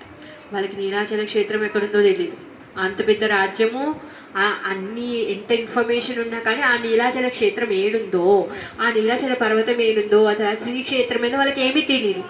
అలా అని చెప్పేసి రాజు ఏం చేస్తాడంటే ఎంతోమంది మంత్రులు, అందరి మంత్రులని మొత్తము భూమి అంతా అన్ని దిక్కుల్లో పంపిస్తాడనమాట. అసలు ఆ నీలాక్షర క్షేత్రం ఎక్కడుంది, నీలమాధుడు ఎక్కడుంటాడు, అడ్రస్ కనుక్కొని రండి అని చెప్పేసి అందరిని కూడా అన్ని దిక్కుల్లో పంపిస్తారనమాట. అందులో ఒక మంత్రి ఉంటాడు, విద్యాపతి ఆయన పేరు. అయితే అందరూ వెళ్తారు, ఎవరికి కూడా ఎక్కడ ఆ జాడనే తెలియదు, అసలు నీలమాధవుడి గురించి ఎవరికి కూడా తెలియదు. ఆ విధంగా అందరూ తిరిగి వస్తారు, కానీ విద్యాపతి రాడనమాట. ఎందుకంటే విద్యాపతి చాలా దూరం వెళ్ళిపోయాడు, తనకే తెలియదు అసలు ఏ క్షేత్రం దాటి వెళ్ళాను, సరిహద్దులో ఉన్నానా లేదా, అది ఏమి తెలియాలా, తిరుగుతూ తిరుగుతూ తిరుగుతూ తిరుగుతూ ఎక్కడికో వెళ్ళిపోతాడనమాట. వెళ్ళిపోయి అలసిపోయి సొలసిపోయి ఉంటాడు, ఇంకా తనకి ప్రయాణం చేసే శక్తి లేదనమాట. అయితే ఒక గిరిజనుల యొక్క బస్సు వస్తుంది, అక్కడికి వెళ్తాడనమాట. ఆ గిరిజనుల దగ్గరికి వెళ్ళి అక్కడికి వెళ్ళి తను ఏమంటాడు అంటే, నాకు వసతి ఇవ్వండి అని చెప్పేసి అడుగుతాడనమాట. నాకు చాలా ఆకలిగా ఉంది, నేను చాలా అలసిపోయాను, నేను ఇంద్రజుమ్నుడు అనే రాజు యొక్క మంత్రిని అనేసి చెప్తాడనమాట. మరి వాళ్ళకి రాజులతో సంబంధం ఏముంటుంది, గిరిజన వాసులకి రాజులకి అసలు కనెక్షనే లేదు, అసలు అడవి జాతి వాళ్ళు, అడవిలో ఉంటారు వాళ్ళు. సరేలే ఎవరో బాటసారి సహాయం అడిగాడు అని చెప్పేసి వాళ్ళ ఇంట్లో ఆతిథ్యాన్ని ఇస్తారనమాట. ఆతిథ్యాన్ని ఇస్తారు. ఆయన పేరు విశ్వవసు. ఎవరైతే ఆ గిరిజనుడు ఉన్నాడో ఆయన పేరు విశ్వవసు. తను ఏంటి అంటే తనకు అమ్మాయి ఉంటుంది, ఆ అమ్మాయి పేరు లలిత. నాన్న కూతురు ఇద్దరే ఉంటారు, తల్లి లేదనమాట. ఆ విధంగా సరే అని చెప్పేసి అంటే ఆ గిరిజనులు ఎవరైతే ఉన్నారో ఏదైతే ఆ చిన్న బస్తీ ఉంది కదా, ఆ బస్తీకి తను లీడర్ లాంటి వాడు అనుకోండి, పెద్ద ఆయన. ఆ విధంగా సరే అని చెప్పి వాళ్ళ ఇంటికి పిలుచుకోండి, ఎందుకంటే చూడడానికి బాగున్నాడు, చాలా చదువుకున్న అబ్బాయిలా ఉన్నాడు, మర్యాదస్తుల్లో ఉన్నాడు, రాజు మనిషి అంటున్నాడు కదా, మరి ఆతిథ్యాన్ని ఇద్దాన్ని పిలిచి సరే అని చెప్పి తనకి ప్లేస్ ఇస్తారు, భోజనాన్ని పెడతారనమాట. భోజనాన్ని పెడితే ఆ భోజనం తిన్న తర్వాత తన యొక్క అనుభూతి తను మర్చిపోలేకపోతున్నాడు. రాజు యొక్క మంత్రి అండి, ఇప్పటి వరకు ఎన్ని తింటుంటాడు తను, ఆయనకి తెలియని రుచులు ఉంటాయా కదా. చిన్న గవర్నమెంట్ ఆఫీసర్లో అటెండరే ఒక లెవెల్లో ఉంటాడు, ఆయన మంత్రి, ఆయనకు అన్నీ తెలుసు కదా.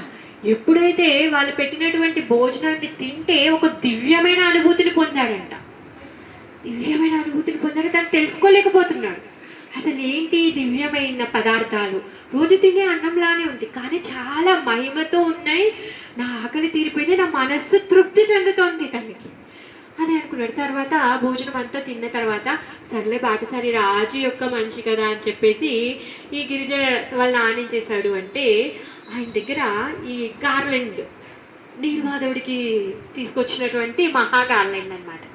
సరే అని చెప్పేసి తనని సత్కరిద్దాము అని చెప్పేసి ఆ గార్లెండ్ తనకి ఇస్తాడనమాట.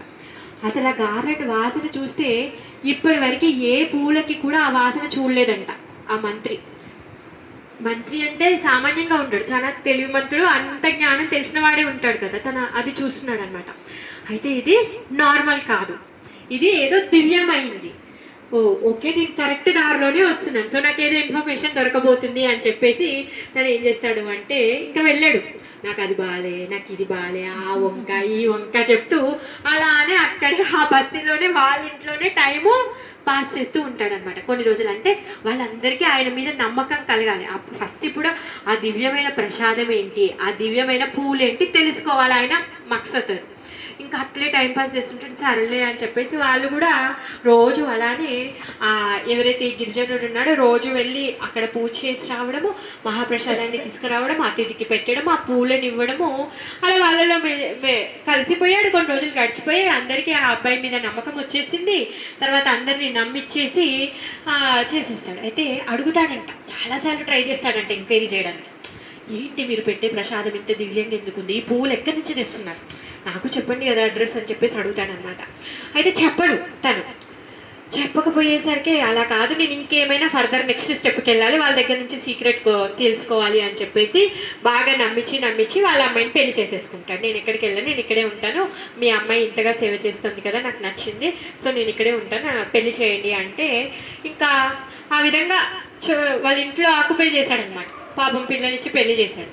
తర్వాత ఏంటి అంటే అల్లుడనే అధికారంతో అడిగితే చెప్పక తీరుతాడా అని చెప్పి కొన్ని రోజులుండి అధికారంతో మామని అడుగుతాడు. పాప మామ బిడ్డ ముఖం చూసి ఏమీ చెయ్యలేక తను చెప్తాడనమాట. ఇది సీక్రెట్, ఇది ఎవరికి చెప్పకూడదు. సరే, నువ్వు నా అల్లుడనే అధికారంతో నువ్వు నన్ను అడుగుతున్నావు కాబట్టి నేను ఆ చనువుతో చెప్తున్నాను, కానీ నువ్వు కూడా ఎవరికి దీన్ని చెప్పొద్దు అనేసి అంటే తను మాటిస్తాడు, నేను ఎవరికి చెప్పను అని చెప్పేసి మాటిస్తాడు. అయినా కానీ మామ ఎంత తెలియమంతుడు అయితే అల్లుడు అంటాడనమాట. సో ఎందుకు ఈ విశ్వవసు తను అక్కడికి వెళ్తాడు. ఎక్కడికి? రోజు ఆ నీలాచల క్షేత్రానికి వెళ్ళి అక్కడ ఉన్నటువంటి నీలమాధవుడికి తను సేవ చేస్తూ ఉన్నాడనమాట. తను చెప్తాడనమాట, ఇలా నీలమాధవ్ విగ్రహం ఉంది, అక్కడ సాక్షాత్తు విష్ణువే ఉంటారు, అక్కడ సేవ చేసే భాగ్యం నాకు కలిగింది. ఈ సీక్రెట్ ఓపెన్ అయిందనుకో నీలమాధవుడు వెళ్ళిపోతాడు, అందుకే ప్లీజ్ రిక్వెస్ట్ చేస్తున్నాను, ఆ సేవని నువ్వు దూరం చెయ్యకు, అందుకే నువ్వు ఎవ్వరికి చెప్పకు అని బాగా రిక్వెస్ట్ ఇస్తాడు అల్లుడిని. సరే అని చెప్తాడు. కానీ అల్లుడి యొక్క కార్యం ఏంటి? రాజుని సంతృప్తి పరచాలి కదా. అది అయితే ఇంకా ఏం చేస్తాడు అంటే, సరే నువ్వు ఇంత రిక్వెస్ట్ చేసినావు కాబట్టి నేను ఒక్కసారి తీసుకెళ్తాను నిన్ను అని చెప్పేసి తను ఏం చేస్తాడంటే అల్లుడికి కళ్ళకు గంతలు కట్టి తీసుకొని వెళ్తాడు. దారి తను గుర్తుపట్టొద్దు అని చెప్పేసి. కానీ తెలివిమంతుడు కదా, అందుకని వెళ్తూ వెళ్తూ ఆవాలు మూట కట్టుకొని నడుము కట్టుకొని వెళ్తాడనమాట. వెళ్తూ వెళ్తూ దారిలో అంతా ఆవాలు పోసుకుంటూ వెళ్ళిపోతాడనమాట. అక్కడికి వెళ్ళిన తర్వాత ఆ దివ్యమంగళ క్షేత్ర దర్శనము, స్వామి యొక్క దర్శనము, రోహిణీ కుండం యొక్క దర్శనము, అక్కడ ఉన్నటువంటి పరిసరాల్లో ఉన్నటువంటి దివ్యానుభూతిని పొందిన తర్వాత తనని తను మర్చిపోయాడంట. అసలు నిజంగా వైకుంఠానికి వెళ్ళానా అని తన అనుభూతి పొందాడంట. అయితే ఎప్పుడైతే ఈ మూడో పర్సన్ వచ్చాడో సో నీలమాధవుడు ఇంకా తన అంతర్ధానం అవ్వడం మొదలైపోయిందనమాట. ఇంకా తను వెళ్ళిపోతాడు. సో చెప్తాడనమాట, సరే నువ్వు ఆయనను ఎందుకు తీసుకొని వచ్చావు అనేసి అడుగుతాడు. అప్పుడు ఇంకా తను మరి అల్లుడు కదా పిలిచాడు అని చెప్పేసి తీసుకొచ్చాను, నువ్వు కూడా ప్లీజ్ ఒక్కసారి ఆయనకు దర్శనం ఇవ్వు అని చెప్పి బాగా రిక్వెస్ట్ చేస్తాడు స్వామిని. ఇంకా సరే, రోజు నిత్య సేవకుడు కదా తను, సేవకుడు అడుగుతున్నాడు కదా అని తనకి దర్శనం కూడా ఇస్తాడు. తను చాటుగా చూస్తాడు, నేరుగా తను ముందరికి రాడు. నేనంతా చాటుగానే చూస్తానని చెప్తాను. కానీ స్వామికి తెలియకుండా ఉంటుందా? స్వామికి తెలుస్తుంది కదా. నేను స్వామి వెళ్ళిపోతానని చెప్తాడనమాట, నువ్వు వేరే అతన్ని తీసుకొని వచ్చావు కదా అని చెప్పేసి. ఆ విధంగా తను మళ్ళీ తీసుకొని వచ్చేస్తాడు. అక్కడి నుంచి ఏం చేస్తాడంటే అత్తగారింటి నుంచి పారిపోయాడు స్వామి. పాపం లలిత ఏడుస్తుంది ఏడుస్తుంది ఏడుస్తుంది, ఇలా వచ్చాడు నమ్మిచ్చాడు, తెలియని అజ్ఞాతికి ఇచ్చి పెళ్లి చేశాము అమ్మాయిని అని చెప్పేసి వీళ్ళు బాధపడుతూ ఉన్నారు. తిని కాస్త రాజు దగ్గరికి వెళ్తాడనమాట. రాజు దగ్గరికి వెళ్ళి రాజుకు చెప్తాడు. రాజుకు చెప్తే రాజ్యంలో రాజ్యసభలో ఋషులు మునులు మంత్రులు ప్రతి ఒక్కరు ప్రజలు అందరూ కూడా వైకుంఠనాథుడు ఇక్కడే ఉన్నాడు, అయ్యో రాజు దర్శనానికి వెళ్తున్నాడంట అంటే రాజుతో రాజు మేము వస్తాం మేము వస్తాం, రాజు మేము వస్తాం మేము వస్తాం మేము వస్తాం, మొత్తం రాజ్యం అంతా రెడీ అయిందంట. అందరూ రావడం కోసం అని చెప్పేసి, అందరూ రావడం కోసమని రాజ్యం అంతా రెడీ అయిపోయింది. రాజ్యం అంతా తరలి వస్తూ ఉందన్నమాట. రాజ్యం అంతా తరలి వస్తూ ఉంటే దారిలో ఇసుక దిబ్బలే ఉన్నాయంట, ఏమీ లేవంట, వాళ్ళకి దారే తెలియట్లేదు. అప్పుడు రాజంటాడనమాట విద్యాపతిని, ఏమంటాడంటే, నువ్వు నిజంగా వెళ్ళొచ్చావా? నీ మాట నమ్మి ఇప్పుడు ఎంతమందిని సిద్ధమయ్యేసి వచ్చాము, ఇక్కడ చూస్తే ఇసుక దిబ్బలే ఉన్నాయి, ఏం చేయాలి ఏంటి అని చెప్పేసి అంటే అప్పుడు ఒక కళింగ రాజు ఎదురవుతాడనమాట. కళింగ క్షేత్రం బార్డర్ అనమాట అది. అయితే ఆ కళింగ క్షేత్రం బార్డర్ దగ్గరికి వచ్చినప్పుడు కళింగరాజు వచ్చి చెప్తాడు, మేము ఇలా ఇక్కడ నీలాచలుడు ఉన్నాడు, నీలమాధవుడు, ఆయన దర్శనం కోసం వస్తున్నాము, ఆయనకు ఒక పెద్ద గుడి కట్టించాలనుకుంటున్నాము, ఆయన యొక్క దర్శనం అందరి కోసము ఇప్పిద్దాం అనుకుంటున్నాము, ఆయన కోసం అన్వేషించి మేము ఇంతగా ప్రయత్నిస్తున్నాము అనేసి చెప్తారనమాట. అప్పుడు ఆ కళింగరాజు అంటాడు, మీరన్నది కరెక్టే, నాకు తెలిసి అసలు ఈ నీలాచల క్షేత్రం అనేది నాకు తెలియదు. ఓకే మీకు తెలుసు అంటున్నారు, ఓకే మంచిగానే ఉంది, కాకపోతే ఇప్పుడిప్పుడే ఇక్కడ ఇసుక తుఫాన్ వచ్చిందంట, తుఫాను సునామో వచ్చిందంట. మొత్తము ఏదైతే ఆ క్షేత్రం ఉందో దాంట్లో సగభాగము ఇసుకతో నిండిపోయిందంట మొత్తం కూడా. ఆ విధంగా అయిపోయింది, ఎలా కనుక్కుంటాము అని చెప్పేసి అంట. మళ్ళీ పాపం ఇంద్రజమునుడు నిరాశ చెందుతాడు, కూర్చొని ఏడుస్తూ ఉన్నాడు, ఏం చేయాలో తెలీదు. నారదుల వారు వస్తారనమాట. వచ్చి, నువ్వేమి కంగారు పడకు, నీకు దారు బ్రహ్మ స్వరూపంలో దర్శన భాగ్యం ఉంది, నీలమాధవుడిని అయితే నువ్వు దర్శనం చేసుకోలేవు, అయిపోయింది.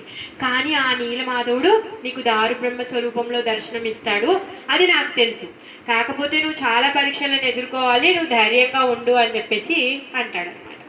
ఆ విధంగా ఆ ఇసుకలో నుంచి ఒక తాబేలు వస్తుందన్నమాట. ఆ తాబేలు ఎలా నెమ్మది నెమ్మదిగా నడుచుకుంటూ పోతుందో ఆ విధంగా వీళ్ళకి దారి కొంచెం కొంచెంగా క్లియర్ అవుతూ ఉంటుందన్నమాట. ఆ విధంగా అక్కడికి వెళ్తారు, నీలాచల క్షేత్రంకి వెళ్దామని ట్రై చేస్తారు. కానీ ఇంక అక్కడ నీలమాధవుడే లేడు కదా, బాగా నిరాశ చెందుతాడనమాట. నిరాశ చెంది ఏడుస్తున్నాడు పడుకుంటాడనమాట. నైట్ పడుకుంటే తనకి కలలో వస్తుంది. ఏంటి అంటే తన రాజ్యంలో ఉన్నటువంటి ఏదైతే నది ఉందో ఆ నదిలో ఒక పెద్ద మొద్దు ఉంటుంది, చాలా పెద్ద మొద్దు, కాండం, వృక్షం యొక్క కాండం. ఆ వృక్షం యొక్క కాండంలో స్వామి తను విరాజమానుడై ఉన్నాడు. దాంట్లోనే ఈ దారు బ్రహ్మ స్వరూపము నీకు నీలమాధవుడు దర్శనం ఇస్తాడు అనేసి చెప్తాడనమాట. ఆ కళ చెప్పిన తర్వాత మరి ఆ కాండాన్ని అంతా తీసుకొని వస్తారనమాట, పెద్దది. దాన్ని తీసుకొని వచ్చి దాని విగ్రహాలను చెక్కించాలి. మరి ఎవరు విగ్రహాలు చెక్కేవాళ్ళు? మొత్తం రాజ్యం అంతా, పక్క రాజ్యాలు, పొరుగు రాజ్యాలు అంతటా కూడా దండోరాయించారు. మా దగ్గర ఒక కాండం ఉంది, ఆ కాండాన్ని విగ్రహాలుగా చెక్కాలి. మరి రూపం ఏంటి? వాళ్ళకి తెలియదు, రూపం వాళ్ళు చూడలేదు. నరసింహ రూపం అంటే చెప్తారు, ఆమె రూపం అంటే చెప్తారు, రాముడి రూపం అంటే చెప్తారు. ఇప్పుడు ఆయనకి నీలమాధవుడి రూపం ఆయనకి తెలియదు, తను చూడలేదు కదా, ఎలా ఉంటుందో తెలీదు. చాలామంది వస్తారంట, గొప్ప గొప్పగా చెక్కే వాళ్ళందరూ వస్తారంట. ఎంతోమంది ఇంటర్వ్యూ చేస్తారు కానీ ఎవరు కూడా దాన్ని చెక్కడానికి సిద్ధంగా లేరనమాట. ఆ విధంగా ఒకరోజు విశ్వకర్మ తను బ్రాహ్మణ వేషంలో వస్తాడనమాట, వృద్ధ బ్రాహ్మణ వేషంలో వస్తాడు. వచ్చి తను నేను చెక్కుతాను అనేసి అంటాడనమాట. అందరూ ఆయన చూసి ఇప్పటివరకు ఎంత పెద్ద బలవస్తులు వచ్చారు, అందరు చెక్కుతామన్నారు, ఎవరు కూడా వాళ్ళ ఉలిని కూడా పెట్టలేకపోతారనమాట, వాళ్ళు చేయలేకపోతారు పని. మరి ఇంత వృద్ధుడు కదా ఎలా చేస్తాడని వీళ్ళందరికీ అనుమానం వస్తుంది. అయితే ఆ వృద్ధుడు ఏమంటాడు అంటే, నాకు ఒక షరతు ఉంది. ఏంటి అంటే, నేను ఈ దారు ఒక ఆలయంలో నన్ను బంధించేసేయండి, నేను ఎప్పుడైతే కంప్లీట్ అయ్యి నేను బయటకు వస్తానో అప్పుడే మీకు విగ్రహాలు చూసే హక్కు ఉంది, మధ్యలో మీరు ఎవరు కూడా నన్ను డిస్టర్బ్ చేయొద్దు, నా డోర్ నాక్ చేయొద్దు, డోర్ ఓపెన్ చేయొద్దు అనేసి అంటారనమాట. వాళ్ళందరూ అనుకుంటారు, అదేంటి ఇంత ముసలివాడు నీళ్ళు అన్నం లేకుండా అలా ఒక ఆలయంలో వదిలేస్తే ఏం తింటాడు, ఎలా చేస్తాడు పని అనేసి అనుకుంటారంట. అనుకుంటే అప్పుడు మిగిలిన వాళ్ళందరూ అంటారు, అలా కాదు, ఏదో శక్తి ఉంటుందిలే, అందుకే వద్దు అలాంటి అనుమానాలు చేయకండి, అలా అనుమానాలు వస్తే మళ్ళీ ఆయన పని చేయకుండా వెళ్ళిపోతాడు అని చెప్పి భయపడి సరే అని చెప్పేసి ఆయన చెప్పినట్టుగా వీళ్ళందరూ ఒప్పుకుంటారు. ఆయనకు ఒక పెద్ద హాల్ ఇస్తారు, హాల్లో పెడతారు, ఆ ముసలాయన ఉంటాడు, డోర్లు క్లోజ్ చేస్తారు, అయిపోయింది. మరి రాజు ఆతృత పెరిగిపోతుంది, దర్శనం చేసుకోవాలని. రాజుకు ఒకటే పని ప్రతిరోజు, ఏంటంట, పొద్దున్న లేవాలి, రెడీ అవ్వాలి, ఆ డోర్ దగ్గరికి వచ్చి చెవుపెట్టి వినాలి, పని జరుగుతుందా ఏమైనా లోపల, నా స్వామి రెడీ అవుతున్నాడా, అదే మాట ప్రతిరోజు ఆయన వచ్చి ఆ డోర్ దగ్గర కూర్చొని ఆ సౌండ్ వినడమే అనమాట. అలా కొన్ని రోజులు అయిన తర్వాత తను వచ్చి ఆ డోర్ దగ్గర నించొని వింటే ఉలి సౌండ్, టక్ టక్ టక్ టక్ టక్ సౌండ్ వినిపించట్లేదంట. వినిపించకపోయేసరికి అయ్యో ఇన్ని రోజులు అయిపోయింది, ఆ ముసలాయనకి హెల్త్ ఎలా ఉందో, మరి వైద్యున్నన్నా పంపించిన, నీళ్ళన్నా ఏదో ఒకటి అరేంజ్ చేయాలి కదా, పని ఆగట్లేదు, ఆగిపోయింది, నాకేమో ఉత్సాహం పెరుగుతుంది అనేసి తను అంటాడు. డోర్స్ తీసేద్దామంటే మంత్రులందరూ లేదు ఆయన షరతు పెట్టాడు, మనం ఇప్పుడే డోర్ తెరవద్దు అని చెప్పేసి అంటాడనమాట. అంటే సరే అని ఊరుకుంటారు. కానీ రాజు వాళ్ళ భార్య ఉంది గుండీచ, ఆమెకి ఎంత ఉత్కట్టత పెరిగిపోయింది అంటే స్వామిని చూడాలని ఆమె ఆగలేకపోతుంది. అయ్యో సౌండ్ రావట్లేదు, మీరందరూ ఇలా నిర్దయులు అయిపోయారు, ఆ ముసలివాడికి ఒంట్లో బాగాలేదేమో, కనీసం వైద్యమన్నా చేయించండి, మీకు ఎవరికి అమ్మలాగా ఎవరు ఆలోచించట్లేరు అని చెప్పేసి తను రాజు మాట వినకుండా, మంత్రుల మాట వినకుండా డోర్ ఓపెన్ చేసేసరికి మంచిగానే ఉన్నాడు, తను బాగున్నాడు. అయితే తను అంటాడనమాట, మీరు ఏం చేశారు, నేను చెప్పినట్టుగా ఎవరు వినలేదు, టైం కంటే ముందే మీరు డోర్ తీసేశారు కాబట్టి నా పని నేను ఇక్కడే ఆపేస్తాను అని చెప్పేసి ఉలి సుత్తి రెండు అక్కడ వదిలేసి వెళ్ళిపోతాడు. ఇంకా తను తీరా చూస్తే స్వామిని చూస్తే ఎలా ఉన్నాడు, చేతులు కాళ్ళు ఇంకా రెడీ అవ్వలేదు, సగం విగ్రహం తయారైంది. ఆ సగం విగ్రహం చూడగానే ఇంద్రదుమ్న స్వామి మహారాజు వాళ్ళ ఆవిడ గుండీచ ఏడుస్తున్నారు, అయ్యో మా జీవితమే వేస్ట్ అయిపోయింది, ఎంత ఎంతగా ప్రయత్నించి స్వామి విగ్రహాలని తయారు చేయకుండా మా యొక్క మూర్ఖత్వంతో మేము ఇలా సగంగా తయారైనటువంటి విగ్రహాలు ఇలా అయిపోయాయి, మేము ఏం చేయాలి? తను వెళ్ళిపోయాడు, ఎవరు కంప్లీట్ చేస్తారు? ఒకరు మొదలు పెట్టిన పని ఇంకొకరు చేస్తారు. కనీసం మన మేస్త్రి కూడా వచ్చి చేయడు, మన ఇల్లు పని ఆగిపోతే. మరి ఆ విగ్రహాలను ఎలా కంప్లీట్ చేస్తారు? ఈ రూపం ఏంటి అని చెప్పేసి వీళ్ళు మళ్ళీ గుండెలు బద్దలయ్యేలా ఏడ్చేస్తున్నారు, బాధేసుకుంటూ ఉన్నారు. మళ్ళీ నారదుల వారు వచ్చి చెప్తారనమాట, నువ్వు కంగారు పడొద్దు, ఏదైతే దివ్యమంగళ స్వరూపం అసంపూర్ణంగా నువ్వు చూస్తున్నావో, చేతులు కాళ్ళు లేకుండా పెద్ద కళ్ళతో, ఆ స్వరూపాన్నే భగవంతుడు నీకు దర్శనం ఇవ్వాలనుకున్నాడు. ఆ నీలమాధవుడే ఈ శ్రీక్షేత్రంలో ఉన్నటువంటి ఈ జగన్నాథుడు అని చెప్పేసి చెప్తాడనమాట. ఆయనే సాక్షాత్ శ్రీకృష్ణుడు. జగన్నాథ, బలభద్ర, సుభద్ర ఈ 3 మూర్తులని అసంపూర్ణంగా ఆయన చేసి వదిలేసి వెళ్ళారనమాట. అవి అసంపూర్ణమైనవి కావు. ఎప్పుడైతే రోహిణి అమ్మ కోడళ్ళందరికీ కథ చెప్తోంది కదా, కథ చెప్పేటప్పుడు ఆ గేటు బయట నించుని ఉన్నప్పుడు పరవశంలో కృష్ణుడు బలరాముడి యొక్క సుభద్ర రూపం ఏ విధంగా ఉందో కుంచుకుపోయి పరవశంలో కళ్ళు పెద్దగా అయిపోయి, ఆ కళ్ళు పెద్దగా అయిపోయినటువంటి ఆ స్వరూపాలే ఇప్పుడు ఈ విశ్వకర్మ చెక్కినటువంటి అసంపూర్ణమైనటువంటి విగ్రహాలన్నమాట. ఆ విధంగా జగన్నాథ్, బలదేవ్, సుభద్ర దారు బ్రహ్మ స్వరూపంలో వాళ్ళు మనకి దర్శనం ఇవ్వడానికి సిద్ధమైపోయారు. ఫస్ట్ ఎవరు? ఇంద్రజుమ్న మహారాజు మనకు ఆ దర్శనాన్ని ఫస్ట్ ఆయన దర్శనం చేసుకున్నాడు అక్కడ. అయితే మరి బాగుంది, మరి అప్పుడు ప్రాణ ప్రతిష్ఠ చేయాలి, ముహూర్తం పెట్టాలి కదా. అలా అని చెప్పేసి నారదుల వారు అంటారు, సరే ప్రాణ ప్రతిష్ఠ చేయడానికి బ్రహ్మదేవుని ఇన్వైట్ చెయ్యి అని చెప్తారనమాట. సరే అని చెప్పేసి ఇంద్రజుమ్నుని నారదుల వారు తనతో పాటు తీసుకొని బ్రహ్మలోకానికి వెళ్తారు. బ్రహ్మలోకానికి వెళ్తే బ్రహ్మదేవుడు లోపలేదో మీటింగ్లో ఉన్నాడంట. 2 నిమిషాలు గేట్ కీపర్స్ వెయిట్ చేయమంటారనమాట. ఆ విధంగా నారదుల వారు ఇంకా ఇంద్రజుమ్న ఇద్దరు కూడా గేట్ బయట వెయిట్ చేస్తున్నారు. 2 నిమిషాల తర్వాత లోపలికి వెళ్తారు. వెళ్ళిన తర్వాత దారు బ్రహ్మ స్వరూపంగా ఉన్నటువంటి ఆ నీలమాధవుడి యొక్క ప్రతిష్టాపనకి మీరు రావాలి, ఫస్ట్ హారతి మీరే చెయ్యాలి అని చెప్తారు. అంతా బాగుంది, కరెక్టే, నేను వస్తాను, నేను కూడా వెయిట్ చేస్తున్నాను, కానీ మీరు ఇక్కడికి రావాల్సిన అవసరం ఏముండే? ఎందుకు? బ్రహ్మదేవుడి యొక్క 2 క్షణాలు ఇక్కడ ఎన్నో యుగాలు అయిపోతాయి. ఎన్నో యుగాలు, ఎంతో మంది రాజులు అయిపోయారు. వాళ్ళు కట్టించినటువంటి ఏదైతే పెద్ద గుడి అవన్నీ వాళ్ళు ఏర్పడుకుని, ఎప్పుడైతే విగ్రహాలు తయారవుతున్నాయో వీళ్ళు గుడి, పెద్ద గుడి కూడా కట్టించేయడానికి అన్ని ఏర్పాటు చేశారు, కట్టించేసుకున్నారు.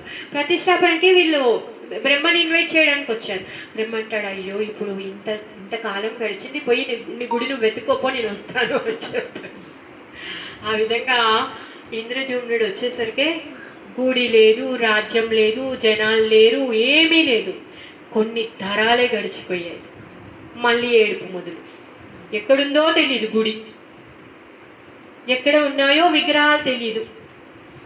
ఆ విధంగా మళ్ళీ ఏడవంగా భగవంతుడు మళ్ళీ నారదుల వారిని పంపించడము, ఆ విధంగా అది కళింగ క్షేత్రం కిందికి వచ్చేసింది అనమాట. అప్పుడు కళింగ క్షేత్రంలో ఉన్నటువంటి గజరాజు అనే రాజు ఉంటాడనమాట. నా రాజ్యంలో ఉన్న ఎండిపోయిన ఆకు కూడా నాదే, నీది కాదంటాడు. ఆయన వస్తాడు, గుర్తుపడతాడు. ఎందుకంటే ఆ గుడి మొత్తము ఆ ఇసుక దిబ్బలో ఉండిపోతుంది. తర్వాత ఈ ఎవరైతే ఈ గజరాజు ఉన్నాడో తనకి ఆ గుడి దొరుకుతుంది. ఆయన రాజ్యం కదా, సరే వాళ్ళ తాతలు కట్టించాడు అని తను అనుకుంటాడు. అఫ్కోర్స్ వాళ్ళ తాతనే ఉంటాడు, తను ఎన్నో యుగాలు గడిచిపోయింది. అయితే ఆ గుడి అంతా ఉంది, కానీ తను ఇప్పటి వరకు డోర్ ఓపెన్ చేయలేదు. దాని లోపల ఏముంది ఆయనకి ఏం తెలియదు, కాకపోతే తన రాజ్యంలో ఉంది. ఈ ఇంద్రజుమ్నుడు వచ్చిన తర్వాత ఈ గుడి నాది అని చెప్పేసి తను సన్నాహాలు చేయడం మొదలు పెడతాడనమాట. అప్పుడు ఈ గజరాజు వచ్చి తన్ని కట్టేస్తాడనమాట. కట్టేసి పెడతాడు, నీకేం హక్కుంది, ఇది నా రాజ్యము అని చెప్పేసి అంటాడనమాట. అప్పుడు ఇంద్రజుమ్నుడు అంటాడు, అయ్యో నీ రాజ్యం కోసం రాలేదు నాయన, ఇక్కడ ఇంత పెద్ద స్టోరీ జరిగింది, ఈ గుళ్ళో ఉన్నటువంటి విగ్రహ ప్రతిష్టాపనకు వచ్చాను నేను అనేసి అంటే అప్పుడు గజరాజు అంటాడు, ఓ అవునా, స్వామి కార్యానికి వచ్చారా అని చెప్పేసి తనని విడుదల చేస్తారు. తను కూడా హెల్ప్ చేస్తాడనమాట ఇనాగ్రేషన్కి. ఆ విధంగా అంతా హెల్ప్ చేసిన తర్వాత ఆ ఇనాగ్రేషన్కి బ్రహ్మదేవుడు వచ్చి బ్రహ్మ ప్రతిష్టాపన చేసి ఫస్ట్ హారతి చేస్తారు. అదే శ్రీక్షేత్రం ఇప్పుడు ఉన్నటువంటి పూర్వ జగన్నాథుల వారి యొక్క గుడి. ఆ గుడిలోనే బ్రహ్మదేవుడు హారతి చేస్తారు, ఆయనే జగన్నాథ్. ఆ జగన్నాథే ఇప్పుడు జగన్నాథ రథయాత్రకి బయటకు వస్తారు మనందరికీ దర్శనం ఇవ్వడం కోసం. జై జగన్నాథ్. జై.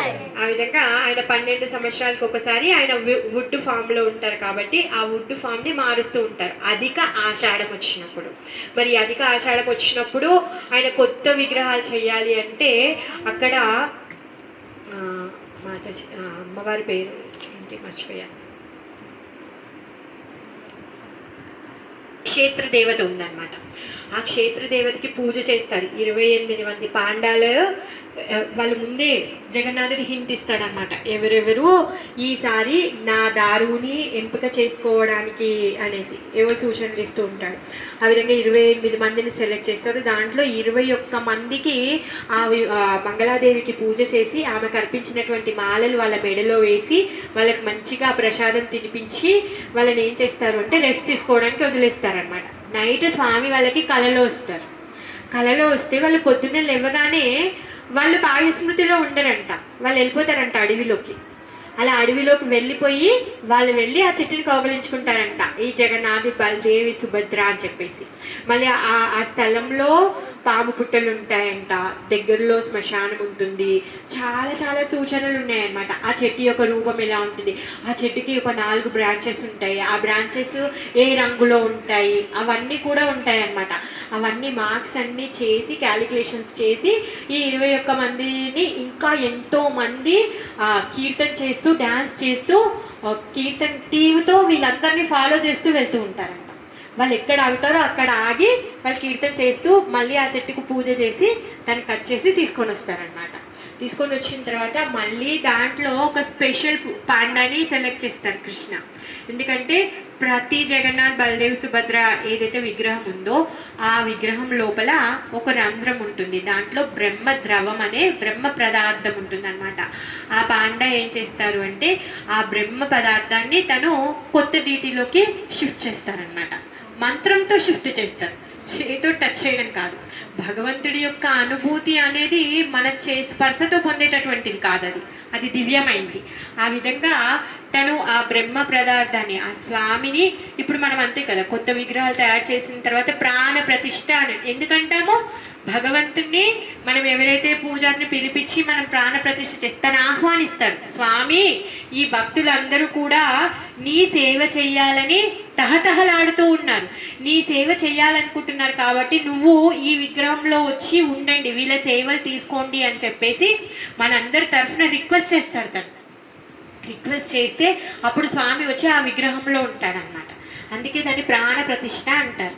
ఆ విధంగా ఈ దారు బ్రహ్మంలోని ఆ బ్రహ్మ పదార్థము కొత్త విగ్రహాల్లోనికి వెళ్ళిన తర్వాత ఈ పాత విగ్రహాలను తీసుకెళ్ళి అక్కడ సమాధి చేస్తారనమాట. మనం పూరికి వెళ్తే ఆ పూరి యొక్క పరిసరాల్లోనే పేరు మర్చిపోయాను, ఏదో ఒక బోడి అంటారు కదండి, అక్కడ స్థాపితం చేస్తారనమాట. మనం అక్కడికి వెళ్తే మనం చూడొచ్చు అనమాట. 12 సంవత్సరాలకు ఒకసారి ఈ విధంగా జరుగుతూ ఉంటుంది అనమాట. ఆ విధంగా ఆ దారు బ్రహ్మ స్వరూపంలో సాక్షాత్ కృష్ణుడు మనకి ఇప్పుడు దర్శనం ఇస్తున్నారు. మనం అనుకుంటూ ఉంటాం కలియుగంలో ఉన్నాము, మనం అసలు భగవంతుడినే చూడలేము, ఆయన యొక్క సాంగత్యం మనకు లేదు, ఆయనను పొందే మార్గం మనకు లేదు అని అనిపిస్తుంది. కానీ అలా కాదు, భగవంతుడు మన కోసం ఇక్కడే శాశ్వతంగా పూరిలో ఉన్నారు. బద్రీనాథ్లో స్నానం చేస్తారు, ద్వారకాలో డ్రెస్ చేసుకుంటారు, పూరిలో తింటారు. రామేశ్వరం శయన దర్భ రామనాథం అనేసి ఉంది, ఆ శయన దర్భ దగ్గర పడుకొని రెస్ట్ తీసుకుంటారు. సో స్వామి మనకి అవైలబుల్గా ఉన్నారనమాట. మనం ఎక్కడికి వెళ్ళినా కూడా తను సిద్ధంగా మనకి దర్శనం ఇవ్వడానికి ఉన్నారు. సో జై జగన్నాథ్ బలదేవ్ సుభద్ర, హరే కృష్ణ.